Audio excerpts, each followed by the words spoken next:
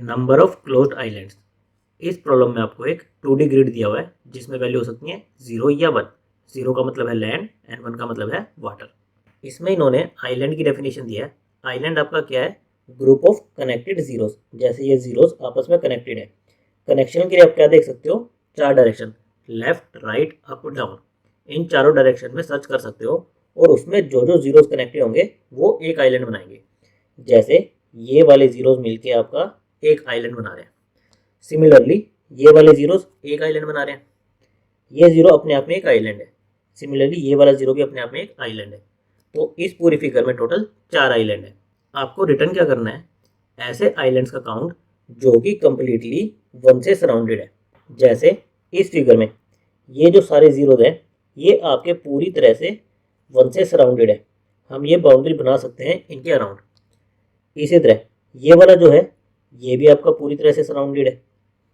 ये वाला जो जीरो है ये आपका इन दो डायरेक्शन इतना ही सराउंडेड है। ये पार्ट ओपन है तो ये आपका क्लोज्ड आइलैंड नहीं है।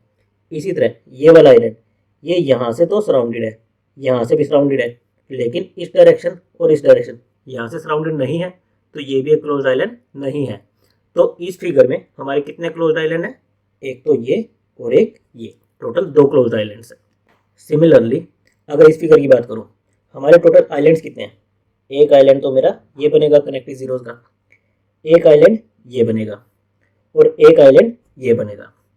अब ये वाला आइलैंड क्या है? मेरे इधर से सराउंडेड नहीं है, ये वाला भी मेरा इधर से सराउंडेड नहीं है। ये वाला जो आइलैंड है ये मेरा सारी जगह से सराउंडेड है। तो मेरा आंसर क्या आएगा? 1। टोटल मेरे आइलैंड कितने थे? 3। लेकिन मुझे क्या रिटर्न करने थे? क्लोज्ड आइलैंड्स, ऐसे आइलैंड जो कि पूरी तरह से 1 से सराउंडेड है। तो वो कितने हैं? 1। अगर हम इन दोनों प्रॉब्लम को ध्यान से देखें तो हमारे कौन से आइलैंड कंप्लीटली सराउंडेड होंगे?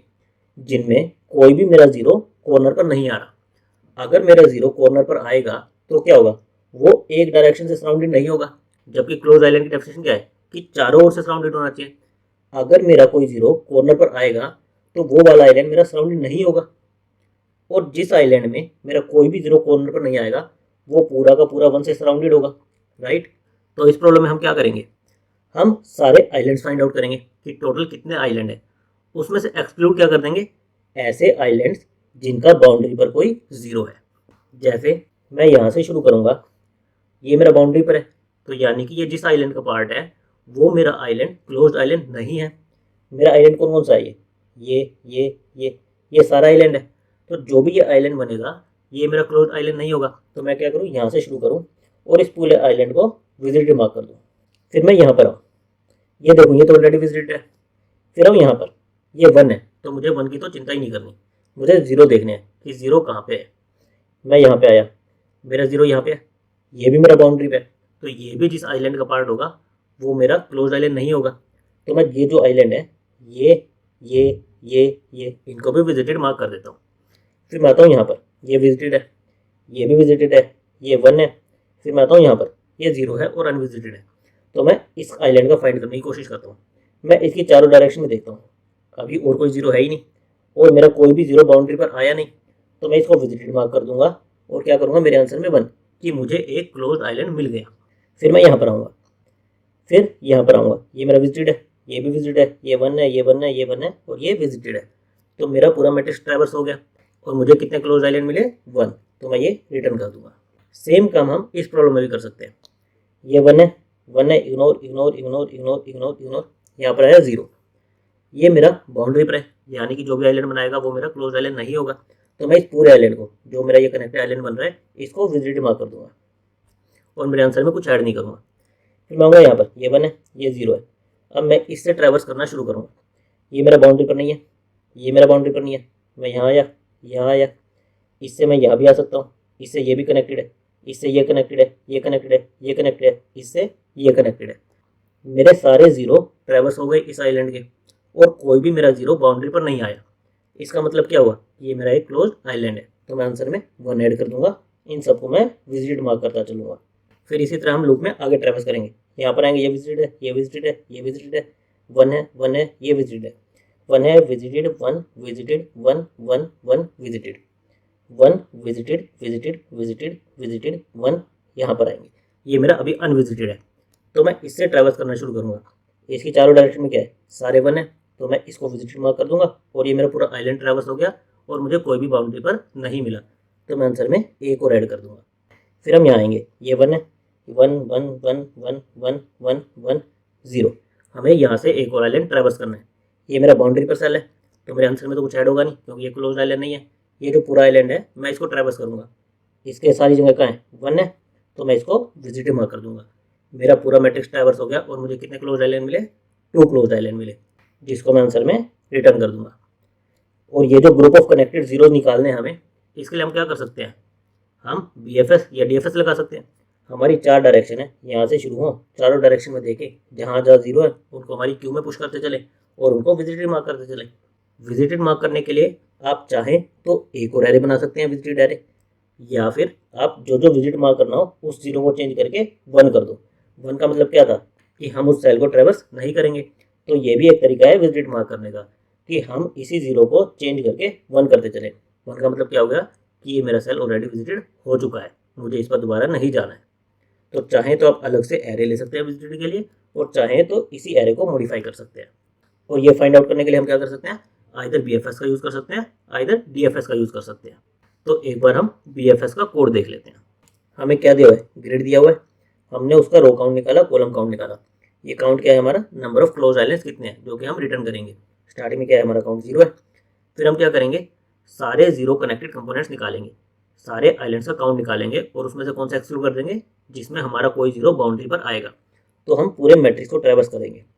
अगर हमारा ग्रिड पर वैल्यू 0 है तो हम क्या करेंगे, उससे BFS ट्रैवर्सल शुरू कर देंगे। शुरू करने पे अगर ये BFS मेरा ट्रू रिटर्न करेगा कि उसे एक क्लोज आइलैंड मिल गया है, तो हम काउंट प्लस प्लस कर देंगे।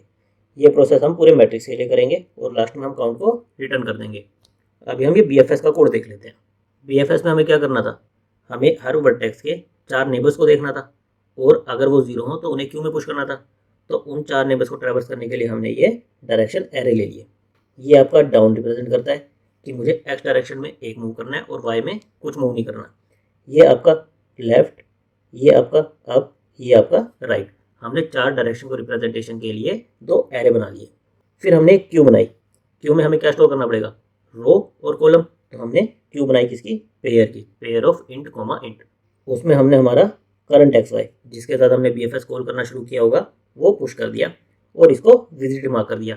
हम विजिटेड मार्क करने के लिए क्या कर रहे हैं कि इसी एरे को मॉडिफाई करके 1 कर दे रहे हैं। आप चाहे तो एक अलग से एरे भी ले सकते हैं। फिर हमने एक फ्लैग वेरिएबल लिया। इस वेरिएबल की हेल्प से हम क्लोज्ड आइलैंड को ट्रैक करेंगे। स्टार्टिंग में हम क्या कह रहे हैं कि ये हम अज्यूम करके चल रहे हैं कि ये आइलैंड क्लोज है। जैसे इस आइलैंड का कोई जीरो हमें बाउंड्री पर मिलेगा, हम इस फ्लैग को फॉल्स कर देंगे, यानी कि ये आइलैंड क्लोज आइलैंड नहीं है। फिर हम क्या कर रहे हैं, हम लूप चला रहे हैं जब तक हमारी क्यू एम्प्टी नहीं हो जाती। फिर हम फ्रंट एलिमेंट को पॉप कर रहे हैं। पॉप करने के बाद हमें क्या करना था, इस एलिमेंट के चारों नेबर्स को ट्रैवर्स करना था। तो हमने लूप चला दिया चारों डायरेक्शंस के लिए। हमने नेक्स्ट एक्स में स्टोर कर लिया कि उसका रो और कॉलम क्या आएगा। फिर हम ये चेक कर रहे हैं कि वो सेल बाउंड्री के बाहर तो नहीं चला गया। ये मेरा ग्रिड था, इसके ये मेरे बाउंड्री सेल्स थे। मैं ये चेक कर रहा हूँ कि अगर मैं ट्रैवर्स करते करते बाउंड्री के बाहर चला गया तो इसका मतलब क्या हुआ कि मेरा जो करंट सेल था वो एक बाउंड्री सेल था, तभी मैं बाउंड्री के बाहर जाऊँगा। मैं एक बार में एक ही स्टेप मूव कर रहा हूँ। तो अगर मैं बाउंड्री के बाहर चला गया यानी कि मैं कभी इस बाउंड्री सेल पर आया था, इसका मतलब क्या होगा कि ये आइलैंड मेरा क्लोज आइलैंड नहीं है। तो मैं यहाँ पर क्या करूँ, फ्लैग को फॉल्स कर दूँ।